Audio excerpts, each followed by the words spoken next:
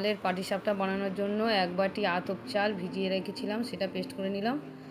1 বাটি চিনি, হাফ বাটি সুজি, একটু খোয়া ক্ষীর, একটু নারকেলের গুঁড়ো, একটু তালের পাল্প, হাফ বাটি ময়দা, একটু গুঁড়ো দুধ আর লিকুইড দুধ। আর ব্যাটারটা বানানোর জন্য চালের গুঁড়ো, সুজি, ময়দা, একটু তালের পাল্প, একটু চিনি, একটু নুন দিয়ে, একটু অল্প অল্প করে দুধ দিয়ে ভালো করে ব্যাটারটা বানিয়ে নিয়ে এবার একটু রেস্টে রেখে দিয়েছি, 10-15 মিনিট রেস্টে রেখে। এবার পুরটা বানানোর জন্য কড়াতে লিকুইড দুধ দিয়ে তাতে একটু গুঁড়ো দুধ দিয়ে নেড়ে নেড়ে তাতে খোয়া ক্ষীর, একটু চিনি দিয়ে মোটা হয়ে আসলে তারপরে তালের একটু পাল্প দিয়ে কিছুক্ষণ পর নারকেল কুড়োনোটা দিয়ে নেড়ে যেতে হবে যতক্ষণ না এই কড়া থেকে এটা ছেড়ে আসছে।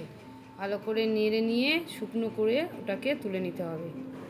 এবার কড়াতে একটু ঘি ব্রাশ করে নিয়ে আগে থেকে করে রাখা ব্যাটারটা দিয়ে অল্প অল্প করে পুর দিয়ে ঘুরিয়ে ঘুরিয়ে তুলে নিতে হবে। এইভাবে প্রত্যেকটা পাটিসাপটা বানিয়ে নিতে হবে, বানালে হয়ে যাবে সুস্বাদু তালের পাটিসাপটা। এইভাবে তালের পাটিসাপটা বানিয়ে করে খেয়ে দেখুন। ভিডিওটা লাইক করে পাশে থাকতে ভুলবেন না।